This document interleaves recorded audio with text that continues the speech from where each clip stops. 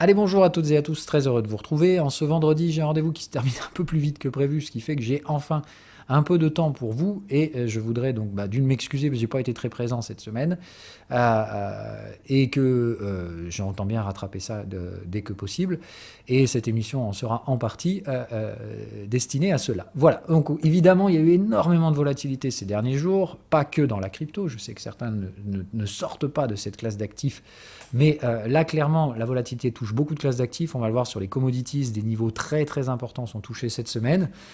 Donc attention, pour moi, c'est le signe que, évidemment, donc on va chercher des bornes de volatilité très très larges, des écarts types, on va chercher de la psychologie. C'est donc dans ces environnements-là où il faut faire très attention à votre psycho. Donc on va faire un petit point psycho, on va tourner sur des graphiques comme d'hab, je ne vais pas sombrer dans l'irrationalité du débat sans fin de ouais, mais en attendant, les gens ils achètent, donc moi je veux acheter aussi pour gagner de l'argent. Vous faites comme vous voulez. Moi, je vous dis juste, comme d'hab, d'expérience quand même. Soit vous allez jouer ce jeu à somme nulle de j'essaie de timer le marché avec toute l'inefficience de la plupart des gens à cette capacité de le faire. C'est-à-dire la plupart du temps, vous entrez dans un truc que vous maîtrisez absolument pas. Et puis derrière, c'est les bons vieux dénis de la perte, etc. et autres trucs du genre. Donc, comme d'hab, si vous ne savez pas ce que vous faites, je ne sais pas ce que vous faites, mais en tout cas, ça ne fait pas partie de ce dont on va parler ici. Donc ici, on parle de gestion du risque, c'est-à-dire de processus d'analyse statistique qui n'ont rien à voir avec de la boule de cristal. C'est juste que moi, je ne suis pas analyste, donc je vais dresser par rapport à mon prisme de lecture, que normalement vous connaissez si vous me connaissez déjà, et on le rappellera jamais assez, ce prisme de lecture n'est pas un forecast du futur. Par contre, ce modèle-là a prouvé son efficience par des années d'application. Ça ne permet pas de prédire un trade, mais clairement, c'est bien mieux que du 50-50. Donc, plutôt que de sortir des pipotages sur des patterns qui n'ont aucune réplication parce qu'elles se sont produites 3 fois, on va essayer de mettre en place nos fameux contextes et de regarder ce qui a le plus de chances de se produire.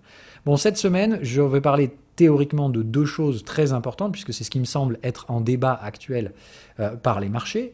Donc, comme on a dit, attention, les prix induisent énormément de psychologie, et effectivement, le prix peut aller bien plus loin que la valeur, mais si on reste sur l'assumption réelle, c'est que normalement, le prix d'un actif liquide ne peut pas dévier indéfiniment de sa valeur, il finira toujours par y revenir. Théorie de l'efficience des marchés financiers. Après, comme d'hab, les marchés ne sont pas efficients. Si vous y pariez toute votre cabane sur un seul trade et que celui-là se passe mal, vous êtes mort. Donc on fait gaffe évidemment à pas tout mettre sur un trade.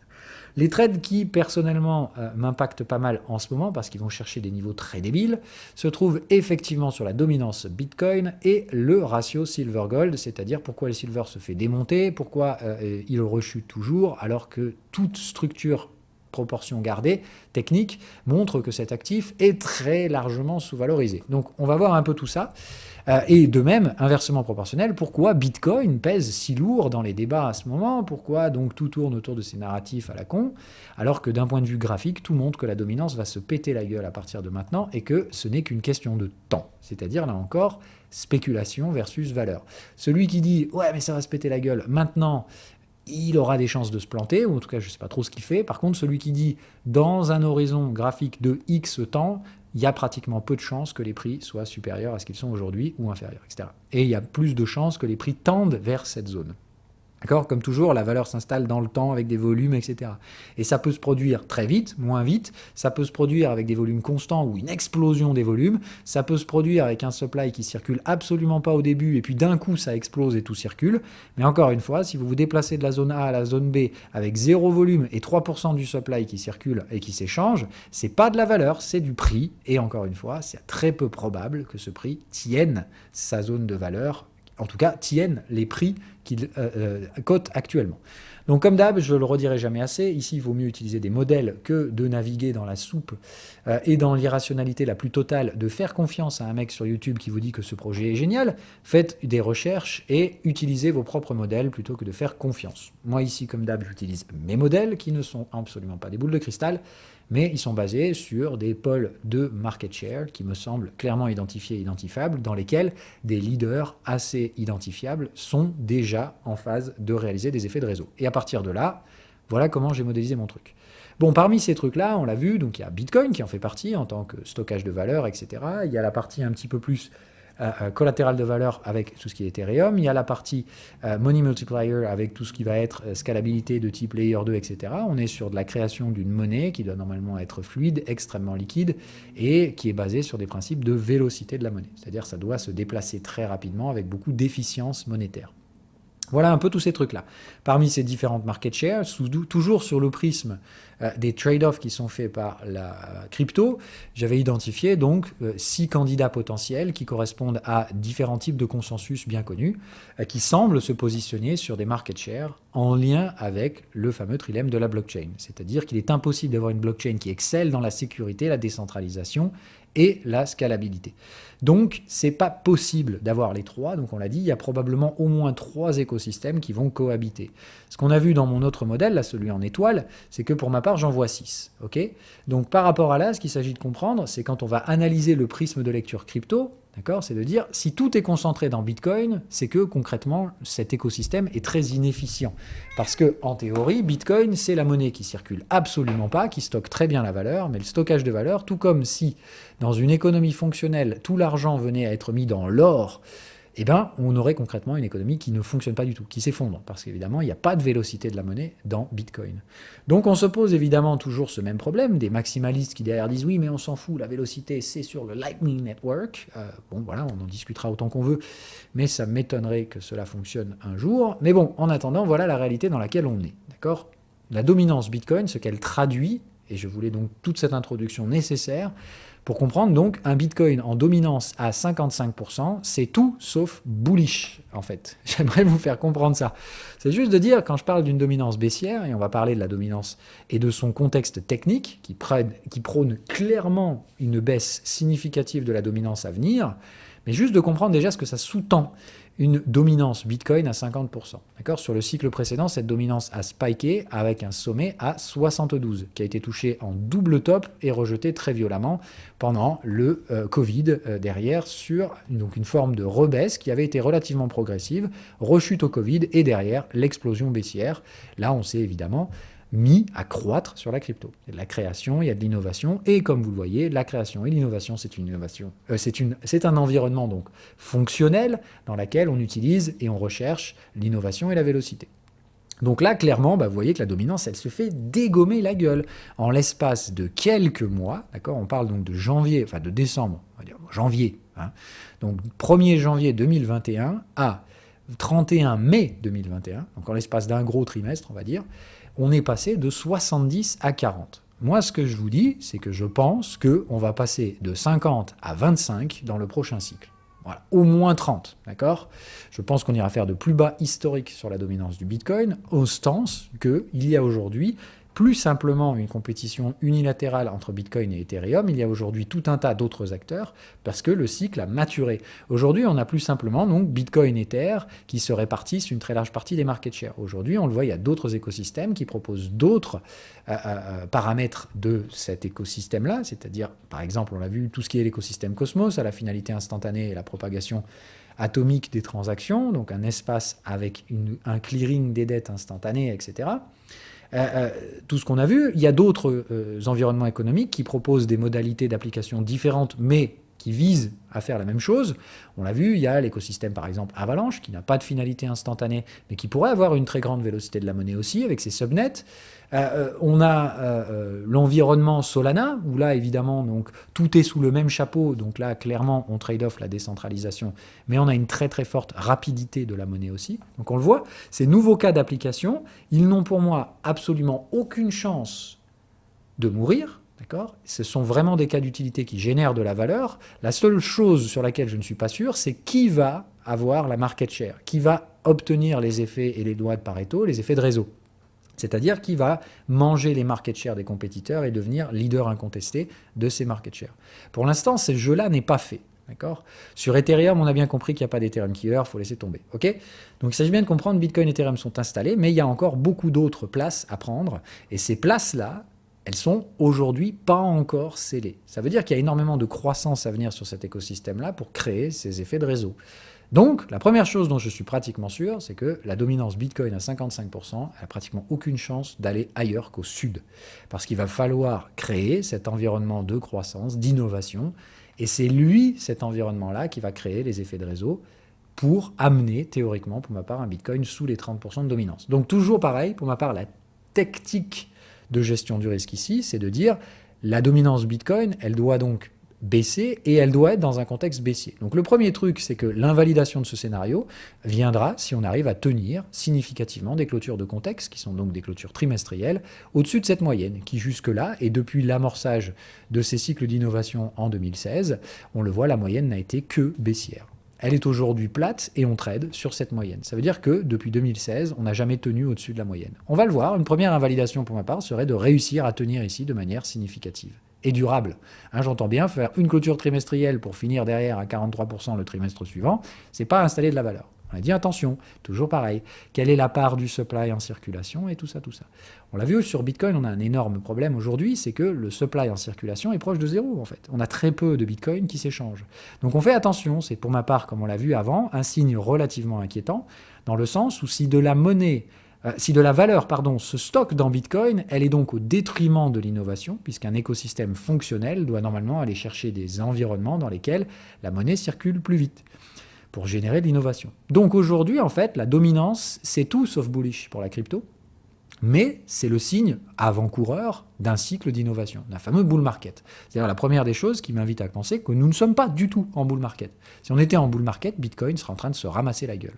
La question, comme on va le dire, c'est ceux vont y aller de cette petite pattern pour dire oui, mais regarde, du coup, Phil, sur le cycle de 2019, on a déjà commencé à amorcer, mais on a vu le Covid. Bon, est-ce que ça, c'est une pattern? Non, ça, c'est juste un double top. C'est de dire déjà, pour ma part, ici, en septembre 2019, on avait tout ce qu'il fallait pour y aller.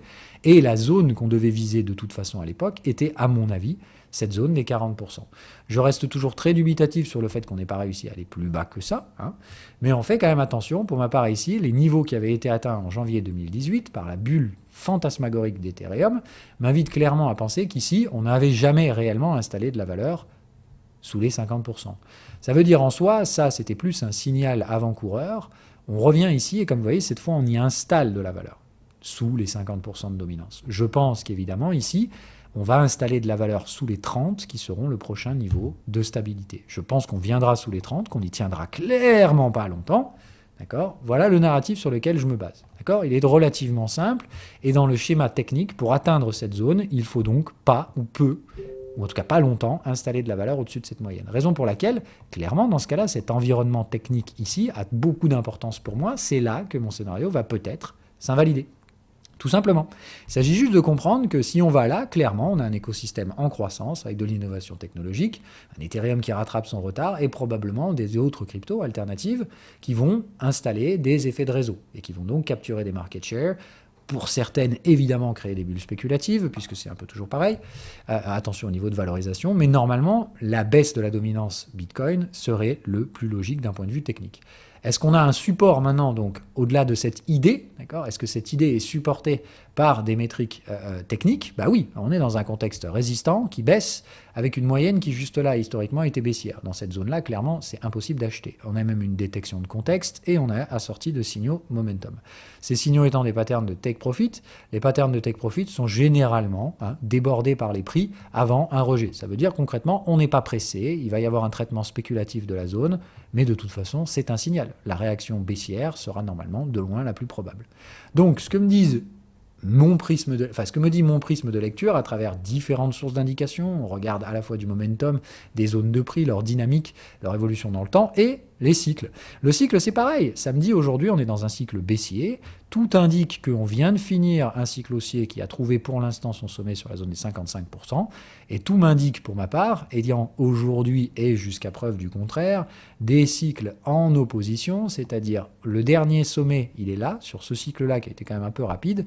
Le dernier creux est ici. C'est-à-dire, pour ma part, le minimum rationnel, c'est de venir retrader le canal sur la cyclicité. C'est-à-dire, pour ma part, si la dominance devait s'installer au-dessus de 55, je pense qu'il faut qu'elle revienne chercher un support sur la zone des 44.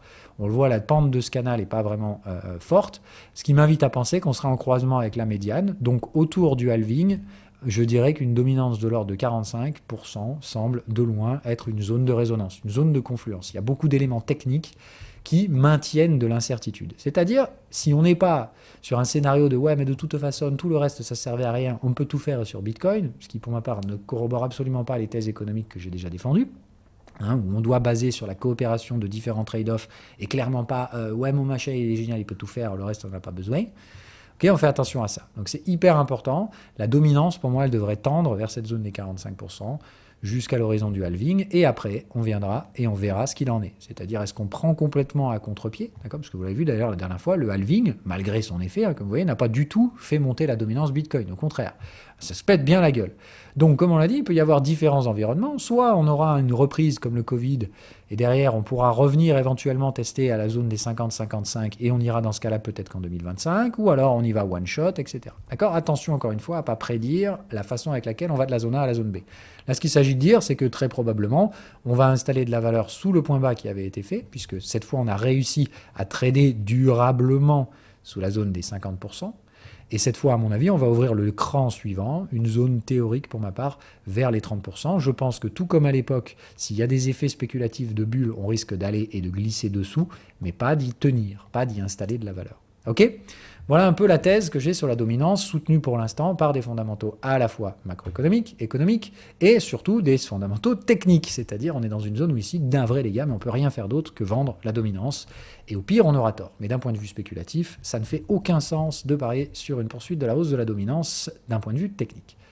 Voilà, du coup, donc, ce qu'il en est derrière, c'est qu'est-ce qui va bien pouvoir faire chuter cette dominance, qui va bien pouvoir être le prochain leader, et ce qui est quand même donc assez rigolo, c'est que je vois donc des gens m'instiguer les réponses à cette question par rapport au momentum de ce pré-début de cycle, donc ce printemps crypto, qui pour ma part n'est qu'un retour aux zones médianes. C'est de dire, on a vu la vélocité de ces Solana, etc., donc très très vite, mais encore une fois, ils avaient été démontés, probablement d'ailleurs à juste titre, parce que pour certains, ils étaient montés un peu n'importe comment. Donc on fait attention, toujours pareil, le momentum ici ne traduit rien du tout, puisque la bataille n'a même pas encore commencé.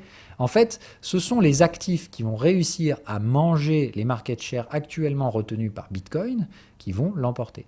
Il est donc important ici de regarder la dominance. C'est clair que Solana a joué une très grosse bataille dans sa dominance, mais aujourd'hui, il est dans un contexte résistant. Est-ce que Solana va continuer sa prise en main sur le marché ? J'en suis pas sûr du tout. Pour moi, ça, c'est clairement pas une tendance haussière. On voit bien. Il y a eu une composante haussière ici, donc je ne vendrai pas la dominance de Solana. Par contre, l'acheter dans un contexte résistant, clairement, désolé les gars, ce ne sera pas pour moi. Donc on fait gaffe. Vous connaissez toujours ces zones que moi je trade, c'est-à-dire en dessous d'1%, bon, vraiment, tu as peu de chances d'être un candidat très légitime. Et après, il y a la zone des 3 à 5%. 3 à 5% de market share, c'est là où je pense que Solana va. Maintenant, la question, c'est est-ce que c'est ici qu'il faut acheter la hausse entre 3 et 5%. Vous faites ce que vous voulez, mais concrètement, ici, vous êtes déjà sur du ratio 1 pour 1. Si Solana n'est pas le candidat, il va se casser la gueule. Si Solana est le candidat, il va tirer vers 3,5, mais aujourd'hui, vous risquez autant. Et n'oubliez pas, on parle de dominance ici, c'est-à-dire de part de marché dans l'écosystème crypto général. Donc pour ma part, est-ce que Bitcoin va vraiment se faire manger par du Solana ? J'ai pas vraiment tendance à répondre oui à cette question. Parce que Solana a déjà fait plus de la moitié du boulot. Il y a encore, peut-être, encore 1 à 2% de market cap global à venir manger dans la dominance Bitcoin. Au profit de Solana, mais ça me semble être le grand maximum. Et surtout, c'est clairement pas maintenant que j'envisagerai Solana comme un vrai gagnant. Oui, sa moyenne se remet à l'achat, mais encore faudrait-il, à mon avis, venir la rechercher avant vraiment de statuer d'une gestion du risque. Bref, pour ma part, ici, malheureusement, j'ai une confluence d'éléments techniques bien connus, c'est-à-dire, pour l'instant, des creux ascendants. Je doute qu'on puisse faire des sommets ascendants, ça sent surtout le triangle. Voilà. Donc je dirais attention quand même à la dominance Solana. Je n'ai pas vraiment l'impression que cette partie-là soit si facile à jouer que certains le prétendent. D'accord ? On a jusqu'à preuve du contraire ici une moyenne à l'intérieur des contextes. On est donc obligé d'utiliser des stratégies de type range. Ces ranges ayant été précédés de tendance. D'accord ? Ici, on a bien eu sortie de la moyenne par rapport au contexte. Égal, vous avez des troisièmes bornes de range à trader. Ici, quelle est la nature de cette troisième borne ? Pour l'instant, elle sous-tend la théorie relativement simple de, attention, d'accord, on est supposément en train de retracer, alors pardon, hop, voilà, je chope le point bas, ok, on est pour l'instant en train de retracer, hop, voilà, donc on est à 61% de retracement, les clôtures actuellement sont à l'intérieur des contextes, on a des confluences cycliques, mais on a une absence de momentum, puisqu'ici c'est skyrocket, donc on fait attention. On fait très très attention à cet environnement-là, c'est de dire, là à mon avis, la dominance de Solana, elle n'a aucune chance de franchir les 2,26. Ça veut dire qu'en termes de croissance globale de market share Solana, à mon avis, on peut encore grappiller 0,20%, c'est tout. Ici, pour moi, ce sera juste net vendeur. C'est une troisième borne, et ici, j'aurai aucun mal à m'opposer à la dominance de Solana. Voilà. C'est simple, bête et méchant, c'est ce que ma stratégie me dit de faire. Je traderai cette troisième borne de range comme une troisième borne neutre, c'est-à-dire que son objectif ne sera ni plus ni moins qu'un retour dans les médianes, tout simplement. Ok, voilà, très simple. Évidemment, pour l'instant, si on venait à avoir un signal de tendance, c'est-à-dire si par exemple cette bougie me donne un signal de surachat, à 130, autant vous dire qu'on est quand même vraiment dans le surachat, je serais tout à fait favorable derrière à dire Solana, ça ne vaut pas du tout ça, ça va tendre vers zéro. Je vous rappelle, une troisième borne vendeuse, elle casse le point bas précédent. J'ai donc pas de raison de penser que Solana va rejeter ici. Je ne pense pas que Solana est à zéro, mais si c'était le cas, c'est ce que ça me dirait. Pour l'instant, je pense que Solana va aller là-haut, installer des clôtures, et puis consolider. Donc, pour ma probabilité de voir Solana surperformer la market share qu'il a déjà, me semble assez peu probable. En tout cas, il y a encore une marge de progression, mais elle est très mince, alors que le risque, lui, est relativement conséquent. Donc pour Solana, désolé, pour ma part, ce ne sera pas le candidat. Et pour moi, toujours pareil, je sais, certains vont dire que je suis biaisé et que je ne vois que ce qui m'intéresse, mais je dis plutôt, moi, ce qui m'intéresse, c'est cela. Parce qu'effectivement, là, bonjour le range mature, c'est-à-dire que si on devait avoir un candidat qui récupère des market shares, il est fort à penser que sur des horizons hebdomadaires, voire mensuels, puisqu'on commence à avoir des contextes mensuels sur la dominance Atom, si on sortait de ce range par le haut, c'est-à-dire si Atom venait à quitter sa zone de valeur de 0,50%, donc je vous rappelle, sous 1% de market share, on n'existe pas, donc si Atom est un candidat légitime pour porter l'écosystème Cosmos en termes de porte-drapeau, etc. Déjà, ça veut dire que l'objectif de valorisation relative de sa market share doit dépasser 1%.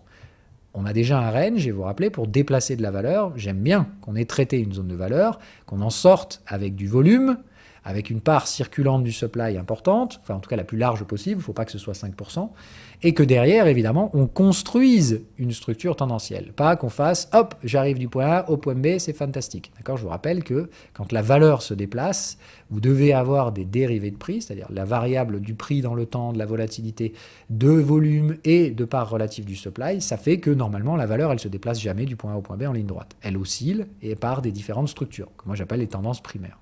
Donc si on applique une tendance primaire sur la part relative de la dominance Atom, il faut donc casser cette zone résistante des 50%, des 0,5%, pour aller chercher une zone de valeur B qui serait normalement suivie par deux suivis de tendance, avant une phase de divergence, suivie d'un pullback et d'un excès final qui devrait normalement installer, je le pense, avec toute légitimité. Quand on voit la taille du range initial, je vous rappelle que les suivis de tendance ne démarquent qu'avec un ratio 1 pour 1.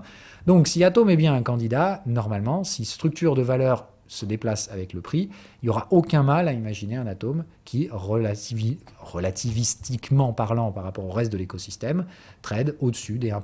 Ça veut dire, normalement, on devrait avoir un signal pour dire « Ok, Atom existe et commence à grignoter des market shares ». Maintenant, comme on l'a dit, attention, on parle de 0,25 pour monter à 1,25, mais ça fait 1% de market share qui pourrait être grignoté sur les 55 aujourd'hui de Bitcoin. Donc le message que j'aimerais vous faire comprendre, c'est que dans l'installation de ces market shares, ce n'est pas un candidat qui va gagner et les autres qui vont se péter la gueule. Il y a de fortes chances d'ailleurs que beaucoup de candidats montent et grappillent tous cette part de 1% avant que certains qui le font n'importe comment les reperdent et que d'autres qui le font doucement et sereinement l'installent. Voilà pourquoi je favorise Atom en fait. C'est juste parce que Atom prend le temps.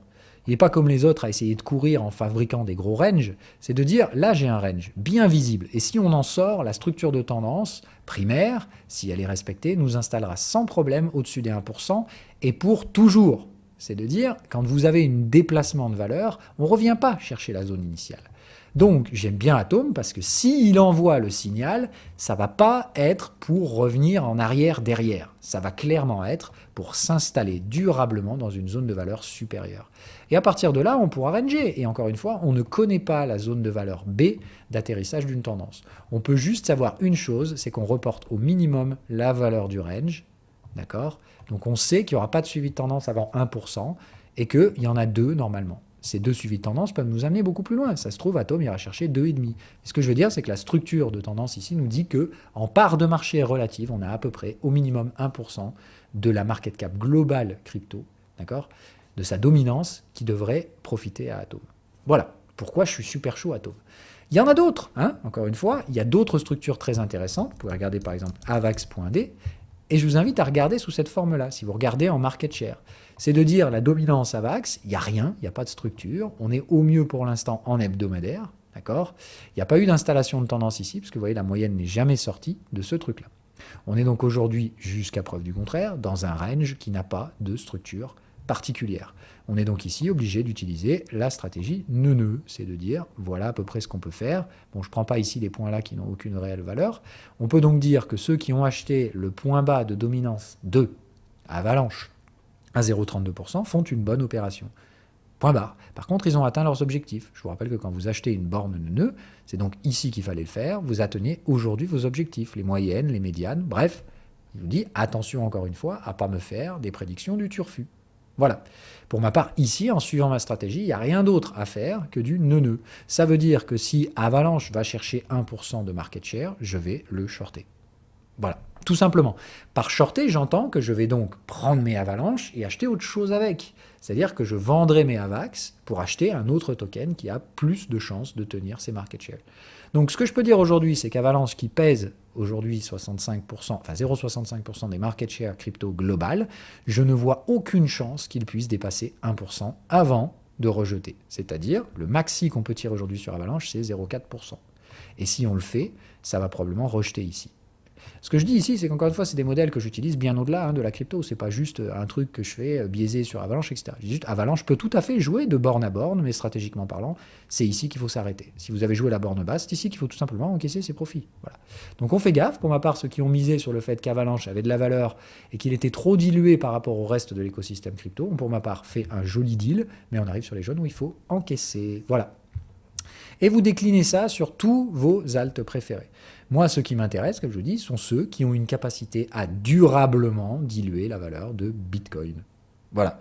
C'est aussi simple que ça. Et on ne parle pas évidemment de l'éléphant dans la pièce qui va diluer le plus Bitcoin, c'est clairement Ether. Tout simplement, pour ma part, ici, c'est relativement simple. C'est pareil, on a un énorme range d'extrapolation mensuelle. D'accord ? Donc là, pareil, si on a un range mensuel et qu'on en sort par le haut, il y a des chances qu'on étale de la valeur. Ce que je veux juste dire ici, c'est qu'il y a quand même peu de chances, d'accord ? Comme on le voit, si on prend la taille de ce range, qu'une tendance de dominance d'Ethereum se mette en place, puisque si tel était le cas, on viserait au minimum 40% avant d'effectuer les suivis de tendance. D'accord ? Donc si on venait à créer une tendance de la dominance Ethereum, ce serait pour s'installer probablement à horizon 2030, à peu près, pour donner juste un ordre de grandeur minimum, c'est minimum 2030, on aurait une installation de valeur qui se ferait au minimum au-dessus de 40% sur Ethereum, à condition de rompre cette zone. Comme vous le voyez, la zone ici, si on extrapole la taille du range, on est donc en train de faire 1, 2, 3, 4, on est sur la 5e borne, et on est en train de créer quelque chose qui ressemble franchement à une accumulation. En cas de rupture haussière de cette dominance Ethereum, c'est-à-dire si Ethereum rompt la zone des 20%, avec du volume et tutti quanti, je pense sérieusement qu'on aura les cassures de cycle qui permettent d'extrapoler un déplacement de valeur d'Ethereum dans l'écosystème crypto.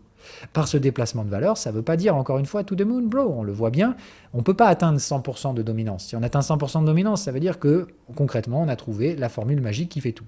Dans un écosystème où, comme on l'a dit, c'est plutôt une espérance de coopération grâce au fait que c'est des trade-offs qui sont faits. Chaque écosystème va tenter de faire une chose que les autres ne peuvent pas faire et de devenir excellent là-dedans, tout en faisant donc des trade-offs dans lesquels les autres vont exceller à leur tour.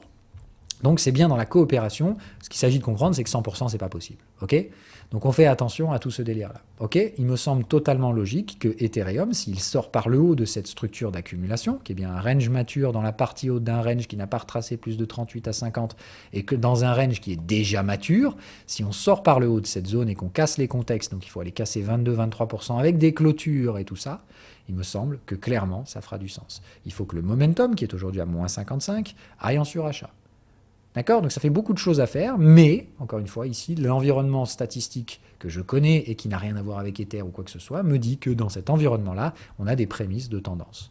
Donc, si je jette maintenant le pavé dans la mare, pourquoi je suis extrêmement contrarié par rapport à ces narratifs de dominance, Bitcoin, mani, nanana ? Parce qu'on a des compétiteurs légitimes qui remplissent des cas d'utilité que Bitcoin ne peut pas remplir. D'accord, je vous rappelle, Bitcoin ne peut pas générer de rendement hormis gaspiller une quantité astronomique d'énergie sur le proof of work, ce que peut faire Ethereum. Et là encore une fois, on n'est pas sur dire Ethereum va tuer Bitcoin, mais Ethereum fait un truc que Bitcoin ne peut pas faire. Il remplit un rôle de collatéral de valeur, qui produit un rendement sans risque.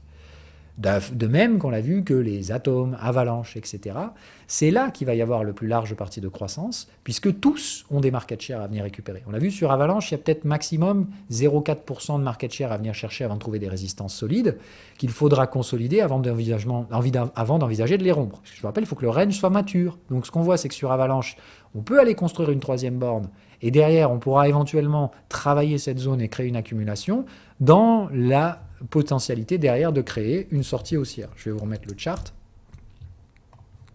Voilà. Donc comme on l'a dit, sur Avalanche, il n'y a pas de range mature. On est monté, on a baissé. Donc on a fait 1, 2, 3 bornes au maximum. Il faut donc aller créer la quatrième ici et aller y installer une structure d'accumulation ou non, hein, d'accord ? Mais il faut former cette borne, consolider un petit peu ici avant d'effectuer un breakout. D'accord ? C'est vraiment important de comprendre ce schéma-là. D'accord ? Il n'y aura pas de tendance sur Avalanche s'il n'y a pas d'abord un range. C'est pour ça que je vous dis de faire attention avec les Avalanche, avec les Solana. Je ne pense pas que c'est de là que viendra la baisse de la dominance Bitcoin. Ce narratif pour moi sur la dominance Bitcoin ne viendra que d'actifs qui ont déjà rangé, qui ont déjà des ranges matures et qui vont pouvoir grignoter de la market share durablement. Pas juste j'avance pour mieux reculer derrière. Ok ? Et il y en a d'autres, il n'y a clairement pas que ces trucs-là. Mais étudiez ces structures de dominance, dès lors que vous voyez un range, c'est là que probablement ça va se passer. Cherchez évidemment donc ces solutions qui font des choses que ne font pas déjà Bitcoin et Ethereum. Oubliez les Ethereum killers, ça sert à rien. Ok ? Donc on cherche des actifs qui peuvent produire une forte vélocité de la monnaie, etc. Tutti quanti. Ok, voilà un peu la thèse donc sur les cryptos. Il y a plein d'autres actifs dont les dominances ici produisent des ranges dont on l'a vu, les ratios 1 pour 1 peuvent amener derrière durablement au-dessus de la zone des 1%. On l'a dit, c'est le seuil minimum pour dire que ce truc-là a de la valeur. Hein. En dessous d'1% dans l'écosystème crypto, bon concrètement, vous êtes ultra spéculatif. C'est même pas sûr que vous soyez toujours vivant dans quelques années. Ok ? Et évidemment, plus vous allez bas pour aller chercher des 0,01% de dominance, plus concrètement, vous faites de la spéculation. Je vous l'aurais déjà dit. Vous pouvez faire de la spéculation, c'est juste pas ce que je fais moi ici. Donc attention juste à pas sortir mes mots de leur contexte. Bon, maintenant, les comos, parce qu'il y a beaucoup de choses à dire sur les comos. Voilà, le WTI, je vous montre la bougie hebdomadaire. Voilà, encore une fois, on vient chercher sous des niveaux de support, comme on l'avait vu. Attention, le WTI est très fortement acheté par les particuliers. On passe d'un momentum suracheté à un momentum survendu. Vous connaissez ce truc-là, ça veut dire évidemment que la psychologie se fait balader en long, en large et en travers. On vous prend pour des cons. En fait, on surachète, puis on survend en l'espace de quelques semaines. Bref, on vous fait passer d'un sentiment à l'autre. Vous savez ce que ça veut dire ? Range. C'est toujours pareil, d'accord ? Dès que vous avez ces trucs-là, ça veut dire qu'on vous lessive à l'intérieur d'une zone de valeur. Ça veut dire que probablement, d'une part, votre actif n'est probablement pas très loin de sa zone de valeur. Donc quand j'en vois me parler d'un pétrole à 200 $ ou je sais pas quoi, je dis non, peu probable. Parce que ce qu'on en voit ici, c'est que très probablement, d'ici quelques années, on sera toujours dans la même zone de valeur. Par contre, on est dans le bas du range, d'accord ? Ce range qui s'étale donc des 129 $ à 65. Pour ma part, il y a peu de chances qu'on aille chercher le bas du plus gros range à 35 $. Je vous rappelle, trader du pétrole à 35 $, c'est quand même compliqué dans un environnement où on a quand même créé $1 sur 2 post-Covid. Donc c'est possible, mais il va falloir clairement une très forte déflation, une très forte explosion et implosion de la masse monétaire. Il faut détruire des dollars, mais comme je vous l'ai dit, attention à ceux qui spéculent sur les crises financières majeures.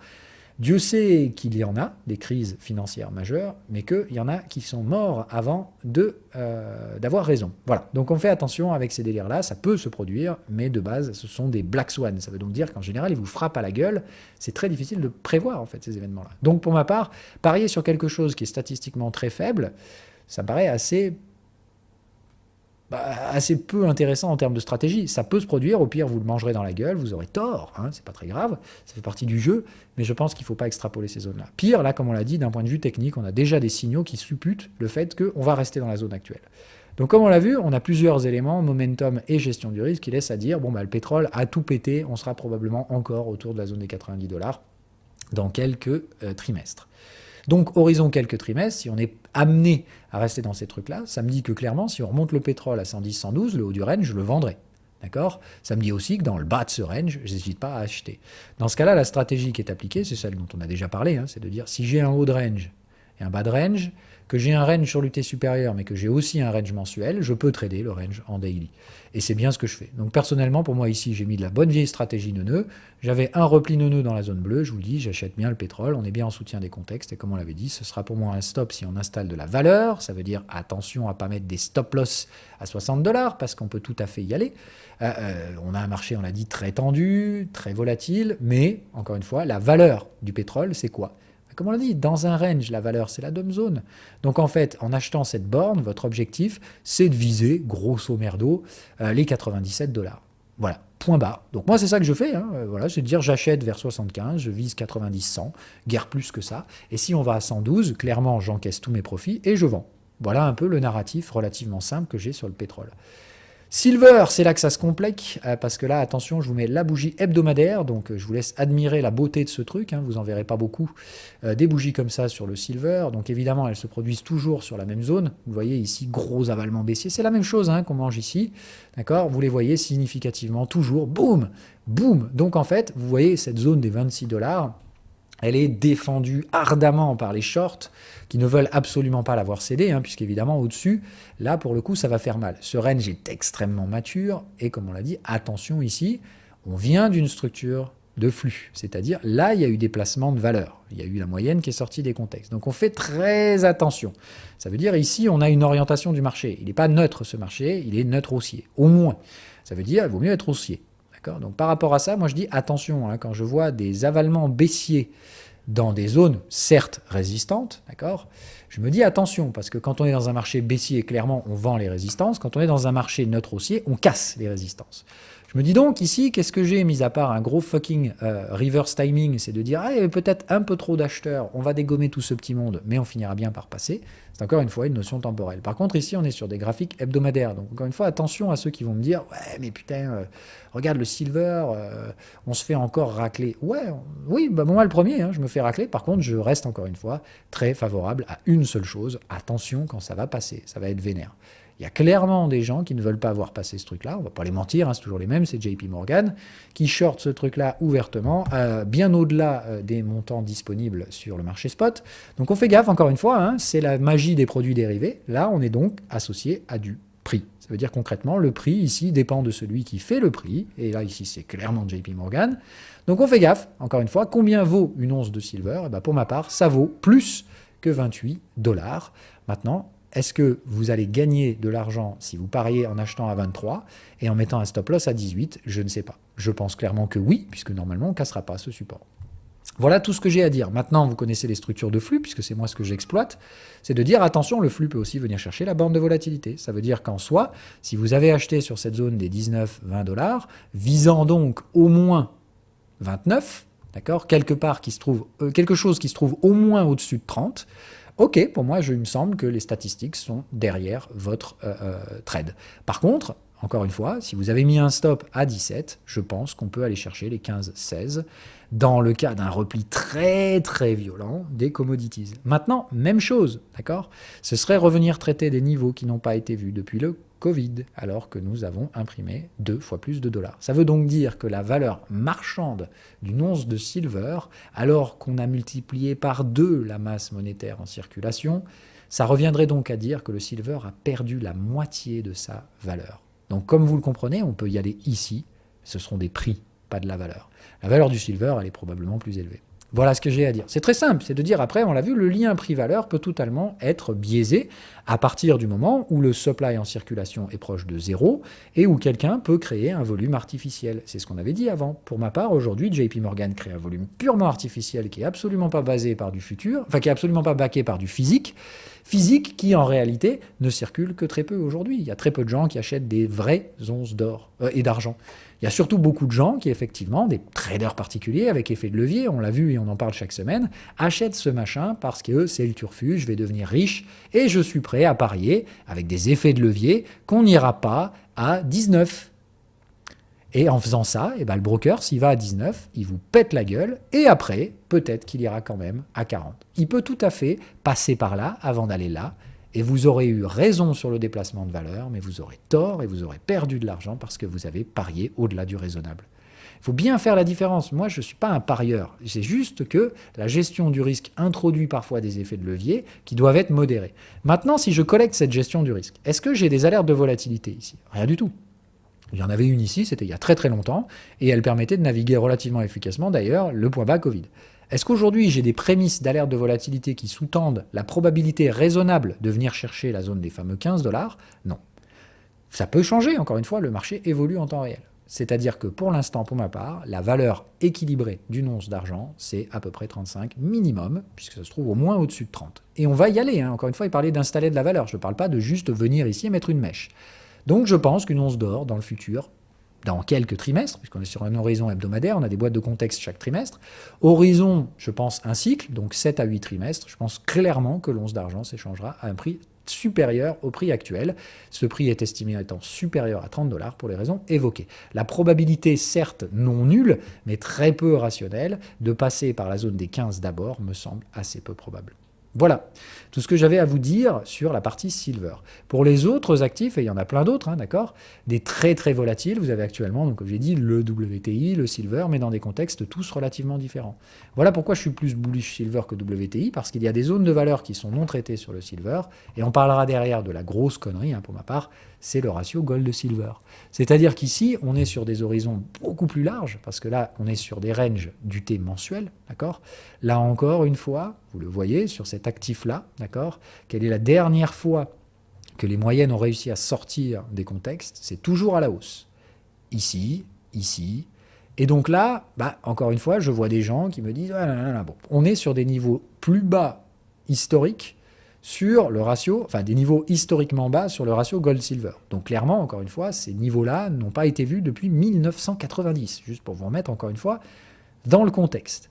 Donc, est-ce que clairement le silver peut monter au-dessus de 30 $ alors même que l'once d'or ne s'enverrait pas dans la stratosphère à prendre plus de 30% également? C'est-à-dire ceux qui disent « ouais mais ça fait aucun sens, Phil, pour aller avec un silver au-dessus de 30, ça nécessiterait que l'once d'or trade au-dessus de 3000 $. » Non, encore une fois, je pense que ce sera purement centré sur silver pour les raisons évoquées ici. Ici, on l'a vu, d'accord? On a eu des alertes de volatilité, ça a donc été associé à de la volatilité, mais cette volatilité a réussi à déplacer des contextes. Ça n'a pas duré longtemps, mais encore une fois, à chaque fois qu'on arrive à déplacer la valeur, c'est toujours à la hausse sur le ratio gold-silver. On est sur des bottoms de plus bas historiques qui ont été touchés pendant le Covid. Tout m'invite à penser qu'on va exploser les contextes résistants. Donc pour ma part, le minimum à trader, c'est 2 sur le ratio gold-silver. Ça veut donc dire qu'en étant à 1,15 aujourd'hui, montant jusqu'à 1,93 au minimum, hein, d'accord? Ça semble clairement, pour ma part, sous-tendre au minimum. Et j'entends bien, hein, je pense qu'ici, on n'aura aucun problème à grignoter un peu plus haut. D'accord? Si on se base ici sur un point bas extrême et un point haut extrême, on appliquera donc sur les UT inférieures, très probablement, des structures de range. D'accord? Dans cet environnement-là, ça veut dire que le maximum qu'on peut viser légitimement à court terme pour l'instant serait 2,60. Partant de 1,15, ça veut donc dire qu'on peut très largement doubler les gains sur silver par rapport à une once d'or. Tout simplement. Ça veut donc dire que silver peut monter librement sans nécessairement que l'or s'envoie dans la stratosphère. Voilà tout ce que j'allais dire. Pourquoi je surpondère silver? Pour ces raisons-là, parce que pour ma part, les zones de valeur du silver se trouvent très largement au-dessus des 30 $. Maintenant, je vous l'ai dit, faites vos paris spéculatifs contre JP Morgan, qui sont market makers, et vous allez évidemment vous faire dégommer la gueule. Voilà, donc on fait gaffe, encore une fois. Attention, aujourd'hui, vous mangez 2,80. Sur la semaine, c'est un avalement baissier stratosphérique sous une zone de résistance qui est toujours, qui a bloqué les prix depuis maintenant pratiquement 2 ans. Donc on fait attention, je pense que cette zone finira par céder, et la rupture de cette zone nous ouvrira la porte des 30 $ et au-delà.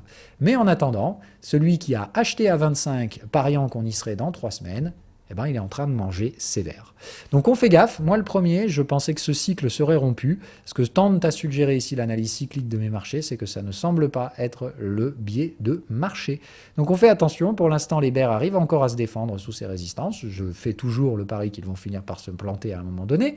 Mais pour l'instant, et tant que ce n'est pas le cas, attention à vos timings. Voilà. Donc, comme vous pouvez le constater, détecté par le contexte une nouvelle fois, ce contexte-là nous dirait que si on arrive à confirmer ce trade, vous voyez, on a échoué la dernière fois, quand on vient chercher les médianes, ça rejette.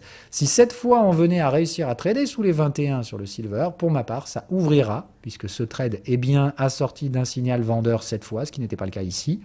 Donc, si silver arrive à gagner les 21, pour ma part, ce sera déclenchement d'invalidation Et dans ce cas-là, je reprendrai une stratégie d'achat vers les 15-16. Maintenant, comme je vous dis, bon courage Silver. Tu viens de marquer des points cette semaine. Si c'est pour être là dans 3 semaines, encore une fois, ça n'aura été que de la volatilité de court terme. Donc attention encore une fois, les zones de valeur, c'est que par contre maintenant, si Silver s'installe vers la zone des 21, clairement il va y avoir des invalidations déclenchées par pas mal d'opérateurs.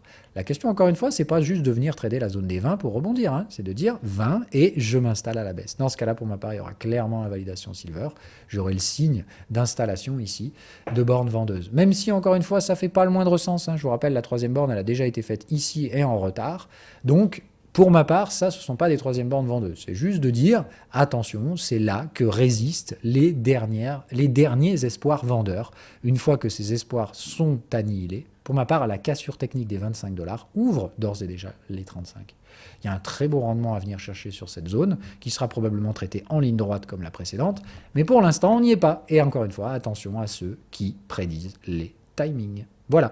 Par contre, comme je l'ai dit, pour ma part, horizon 7-8 trimestres, je vois difficilement comment l'once d'argent tradera ailleurs que supérieur à 35 $. 30 $ au moins. Voilà. Après, à partir de là, vous avez les indices boursiers, où là, comme on l'avait déjà dit plusieurs fois, vous pouvez encore une fois shorter ces indices autant que vous le voulez. On est sur des zones très très pernicieuses, des zones évidemment résistantes, donc c'est pas des zones où on achète, mais c'est pas des zones où on vend le cul à l'air. Et vous l'aurez noté, cette semaine ne déroge pas à la règle. Donc on fait attention, pour moi on est dans un cycle relativement consolidant à Wall Street, ce qui ne m'invite pas du tout, on regarde le SPX, à être ni bullish ni bearish sur cette zone. Comme on l'avait prévu à l'époque, un range s'est formé, on a donc un sommet, une résistance. Moi, ce n'est pas sur le sommet que j'achète. Clairement, ici, je ne suis plus haussier sur les actions américaines. Tout simplement, je ne suis pas baissier non plus, puisque je n'ai pas de signaux, en l'occurrence, actuellement parlant. Je pense simplement qu'il faut attendre le premier trimestre suivant, le premier trimestre de l'année prochaine, pour pouvoir passer cette zone et aller voir si on peut grappiller du sommet historique. En attendant, je pense que je me fiche de savoir de quelle forme sera ce range. Tout ce que je peux dire, c'est que j'ai un point bas, j'ai un point haut, et c'est pas en haut que j'achète. Voilà, c'est tout. Donc à partir de là, voilà mon environnement sur le marché actuellement. Sur la partie S&P 500, la seule chose que je vois qui peut se promettre dans ce range, c'est bien le renversement très brutal qu'on a vu et que je recherchais depuis longtemps sur les aspects de dominance, là encore. Donc c'est de dire, c'est tout ce qu'on avait déployé dans les briefs hebdo, de dire c'est là que la bataille se passe actuellement, parce que là, clairement, on a tiré fort sous des contextes. D'accord. Et que, évidemment, dans cet environnement-là, si on revient clôturer dans les contextes, c'est qu'on a trouvé un point bas extrême. Dans ce cas-là, on aura trouvé un nouveau bas de range, et pas sur une zone purement hypothétique, sur une zone, encore une fois, statistiquement favorable à la réponse technique. Donc ici, l'objectif, c'est de revenir sur les médianes, la moyenne, et comme par hasard, elles sont déjà toutes au même endroit. Donc oui, je pense toujours que s'il y a quoi que ce soit à faire sur le S&P 500, c'est de n'être ni acheteur ni vendeur pour l'instant sur les mois à venir, mais attendre le prochain trimestre pour pouvoir revoir un peu plus à la hausse globale. Par contre, au sein de la répartition des bénéfices de ce S&P 500, je pense clairement que les small et mid ont beaucoup plus à faire que les Magnificent Seven. Voilà, tout simplement, pas par du pipotage de je pense ceci, cela, juste parce que graphiquement, ça fait du sens. Voilà. Tout ce qu'il y avait à dire là-dessus, les fameuses courbes de taux dont on avait parlé et on avait dit on fait attention, voyez, la semaine dernière c'était très haussier et au final, boum, on repart direct dans l'autre sens pour aller probablement retracer sur le 10 ans américain. Donc comme d'hab, les gens se sont bien réveillés pour aller parler sur tous les réseaux, alors qu'ici, toute analyse proprement parlée faite correctement montrait bien qu'il y avait tout, sauf un déplacement de valeur sur ces courbes de taux. Voilà, donc on fait attention pour ma part, la fin n'est clairement pas proche, et tous les éléments techniques considèrent toujours pour ma part une plus grande probabilité d'environnement stagflationniste plus que quoi que ce soit d'autre. On verra évidemment si les chiffres de l'inflation confirmeront tout ça et surtout les chiffres du chômage. C'est un petit peu tout. On verra ça évidemment lundi matin pour la partie macro. Mais voilà, je voulais refaire un point global. Donc attention à ces commodities qui vous envoient encore une fois de la volatilité de court terme. On balaye dans tous les sens. On monte puis on baisse, mais en fait, encore une fois, on est sur des zones où il n'y a aucune spéculation à faire. D'accord ? Il s'agit toujours d'attendre. Pour ma part, la direction sur le silver est toujours très largement haussière tant que les vendeurs n'arrivent pas à récupérer et à casser la zone des 21 $, et ils en sont encore très très loin. Et évidemment, toute cassure de la zone des 25-26 ouvrira plus de 10 $ de hausse assez facile à récupérer. Voilà. Tout ce que j'ai à dire sur le WTI, attention à pas me targeter du 180 $ ni à me targeter du 50. Les deux font probablement aucun sens, mais à court terme, comme les brokers font face à beaucoup de demandes acheteuses des traders particuliers, ils font tout pour essayer de casser les supports. Maintenant, comme on le voit déjà aujourd'hui, en fait, ça tient pas. C'est juste, on va chercher des stops, et puis en fait, très rapidement, derrière, les rebonds techniques se mettront en place. Donc, comme on l'avait dit, attention à pas mettre des stops trop proches sur vos trades WTI, mais clairement, soyez pas vendeurs. Pour ma part, je pense qu'on n'aura aucun mal à casser le sommet précédent pour aller chercher un petit peu plus haut et clairement pas au-dessus de 112. Voilà tout ce qu'on a. Et encore une fois, ici, c'est pas du pipotage d'analyste qui va dire ah ouais, mais s'il se passe ceci, il peut aussi se passer ça, ou ci, ou ça, ou ça, ou ça. Non, c'est de dire moi, la valeur, elle est claire, elle sous-tend une probabilité asymétrique d'aller chercher les zones que j'ai citées. Ça ne veut pas dire 100% de chance, raison pour laquelle vous devez toujours diversifier vos trades, blablabla, vous connaissez le truc. Ceci dit, on va s'arrêter là pour essayer de rester le plus concis possible. Donc, vous avez toutes les stratégies, leurs biais de lecture fondamentaux, leurs biais de lecture technique, les raisons qui sous-tendent ces déplacements de valeur sur les différents trucs. Donc, on a dit sur les cryptos, attention, c'est pas n'importe qui et n'importe quoi qui peut déplacer des valeurs. Ça ne veut pas dire que ça n'a aucune chance de se produire, ça veut juste dire que d'un point de vue statistique, c'est peu probable que certains actifs tirent vraiment plus loin que ce qu'ils n'ont déjà fait. En soi, ceux qui ont encore beaucoup à produire sont ceux dont timidement on parle le moins aujourd'hui. Et pourtant, à la fois d'un point de vue fondamental et d'un point de vue technique, ça semblerait sous-tendre l'inverse. Voilà, c'est la même chose pour les commodities qui, mis à part remuer et secouer le bananier, ne font pour l'instant pas grand-chose, si ce n'est chercher des points bas avant d'aller plus haut. Pour l'ensemble des commos, j'entends donc WTI, Silver et les autres métaux sont dans le même acabit. À l'exception du gold, qui a donc fait un sommet historique, où pour ma part, les take profits ont été déclenchés. D'ailleurs, voilà, je n'ai plus d'achat gold. Il faut le signer. Voilà, c'est tout, c'est comme ça, pour ma part, vous savez tout. Évidemment, comme d'hab, je peux me planter, il y a peu de chances que je me plante, surtout. Voilà. Donc, voilà tout ce que j'avais à dire. Bonne fin de semaine à tous, bon week-end. Je voulais prendre le temps de refaire un point technique sur cette volatilité. Donc, attention à toujours la mettre en contexte sur les zones de valeur, c'est-à-dire les gros time frames, et leur environnement technique. Si on est dans des ranges, arrêtez de vous faire baiser le cerveau. Quand on est dans le bas de range, vous ne pouvez pas vendre et vous ne devez pas vous convaincre de vendre quoi que ce soit. Quand ces ranges ont des dynamiques tendancielles, d'accord, c'est-à-dire qu'elles sont plus acheteuses que vendeuses, ne vous faites pas avoir à vendre. Voilà, c'est de dire quelle est la probabilité raisonnable de voir le WTI trader sous cette moyenne montante.